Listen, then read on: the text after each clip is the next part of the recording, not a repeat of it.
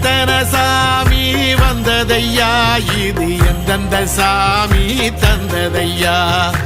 எத்தனை பாட்ட சொன்னதையா அத சுத்துற பூமி கண்டதையா அடிச்சு வீசும் காத்துலையும் அந்த தகப்பனாச சுத்துதையா பிடிச்சு பூக்கும் விதையிலும் ஒரு வம்சத்து கதையே உள்ளதையா